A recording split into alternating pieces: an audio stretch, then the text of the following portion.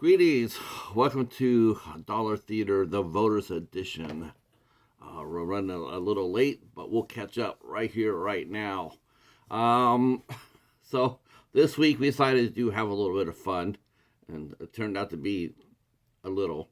Um, I guess nobody was all enthused for this week's theme, which is sort of too bad because you guys actually delivered a pretty solid hit uh, for our WildEye Releasing theme. We put out several films out there. We put out four films from WildEye. We put Call the Undead, which you did not pick. Shocker. Red Spring, which you did not pick. Shocker. And actually, and this was the one I picked because I thought I'd be seeing this one, and that is The Sitter. I expected this one, but then when I was really excited when I got this movie, I was given this movie, I got pretty excited about it because it was a story about this cat sitter, and then she's going to be babysitting all these cats for these rich people and whatnot. So I got pretty excited when I heard that, a movie with cats. Turned out that there was like one cat, and it was only one scene. It was early on, so I'm sort of glad that this got skipped over too, because you got to have more than just one cat in order to be called a cat movie. But the movie you guys picked from, and I have a feeling now I know why after watching it, because after I watched it, a couple of scenes, I'm going like, I've seen this guy before, and the movie you guys picked, and the cover has, again, I love WildEye's choices of covers. They put out some fire covers. Can never deny them that. And this is another one. This is the Mermaid song. Love the cover. The story has nothing to do with the level of the cover. It's based on a story, The Little Mermaid by Hans Christian Andersen.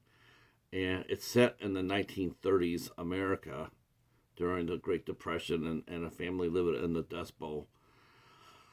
And then there's five sisters and a mom and a dad. The mom is a mermaid, but she decides that when times comes that she has to go back to the ocean or stay on land, that she has to make a choice to maintain a balance. And she stays on land.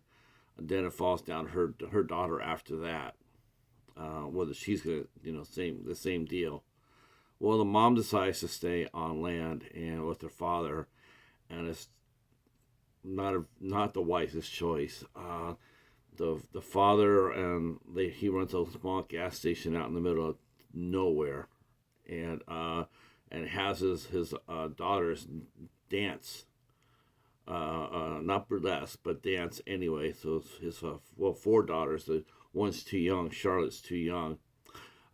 So that they're just eking by. The mom ends up committing suicide, and probably the most intense moment of the film. Quite honestly, I was pretty surprised to see it actually, where the mom is doing that, and the young daughter walks in on her and tries to comfort her toward her end of her life. I was really different. You don't really see these type of movies on WildEye. This is actually, like, as far as a thinking man's horror film, that's definitely what this is. So the family is in very dire straits. They're down to eating stone soup. When a local gangster named Rando shows up, and he wants to help the family out, but of course that always comes with a price. And the gangster himself is played by I'm gonna see if I can say his name right, because I'm not sure if I can. All I can tell you, and I know you guys instantly will go like, oh yeah, of course that guy. His name was Iwan Rheon. Rheon, and he played Roose Bolton in the Game of Thrones. He played from the House of Bolton. He was not a very nice guy, and he definitely got to come up into the Game of Thrones. But even though he's sort of like a true gangster in this movie, he does have his morals, and we see that not very much because he's not in the movie very long, or for he's there for he makes it to the end of the movie, but he's not on screen a lot. But he does seem to have some sort of moral compass as we watch the girls grow up, and Charlotte decides what she's going to do with her life. It's a pretty bleak movie. I'm not going to lie about that. It's the dad is not a very nice guy at all. He even reverts to making his girls dance more like burlesque, which means there's nudity, and so while that's not portrayed here in this movie, but he's told his girls that he has to do that. They're going to have to start doing that. A couple of things about that. I have to admit, at first I was watching the girls, and they looked terrible as dancers. They were terrible dancers. And first you're sitting there going like, yeah, these guys are not very good. This is not a good scene. But then you go back and rewatch it, and of course, it is a great scene. Because there's no way in hell his daughter should be dancers. They're not dancers. They're girls. They're farm girls.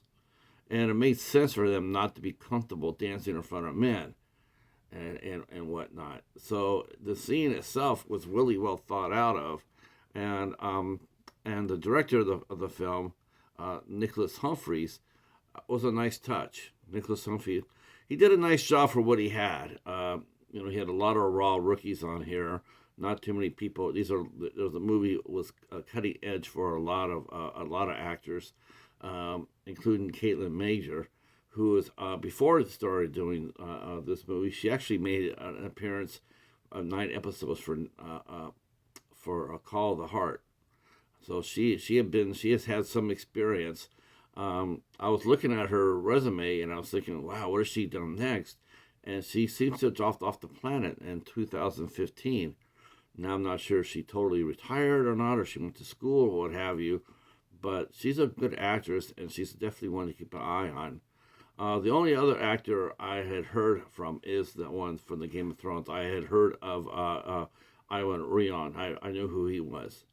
He was the biggest name on the cast, and Katelyn was the second from Call of the Heart.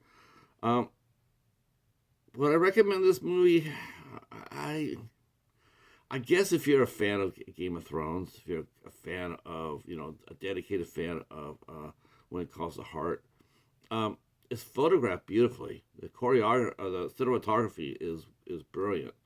There are a few continuity errors in terms of costumes and music during the time frame, but it's nothing to, make you sit there and say, yeah, don't watch this movie because of it. It works. Again, it's one of those things where just because you don't have the exact period piece, perfectly, like, okay, this is supposed to be 1932, and he's driving around a 1936 car. It's a low budget. It's low budget. You get what you get. He's not going to be able to go out there and afford to get the exact car that they want. They're going to do with what they got. So you got to suspend your belief for a movie like this. And once you do, it works. So I would actually recommend this movie. I would recommend this movie. It's different and it's dark. It's a dark movie. And surprisingly so, mermaid movies on a whole, it seems like within the last 5 or 10 years, have gone that way. Mermaid used to be like a fantasy, like a Splash with Daryl Hannah and Tom Hanks, but lately, as far as dramas go, as far as mermaid dramas go, they've gotten pretty dark, and this continues that line of film. I like the setting of it during the 30s, during the Dust Bowl, and it would have been cool to see the mermaid, to see Charlotte have some powers, because mermaids do have powers. They have a siren song, which is they're able to and if she goes into water, she isn't able to get any man to come into the water after her. and of course she could either kill them or swim with them or whatever. But they really didn't show that. Maybe because of where they were at, which seemed to be more in the middle of Kansas than it did by anywhere by the ocean. And maybe that's the reason why she didn't exhibit as much powers as like a normal mermaid would present. Overall, like I said, I would recommend this. As far as special features go, there's a scene, and there's no special features on here. And as far as the movie itself goes, well, this is well, I got my copy from WildEye. I do think it got reverted back, so I don't know if it's going to be underneath WildEye now. But you're free to check it out at WildEye's website. I'll put that down in the description box below.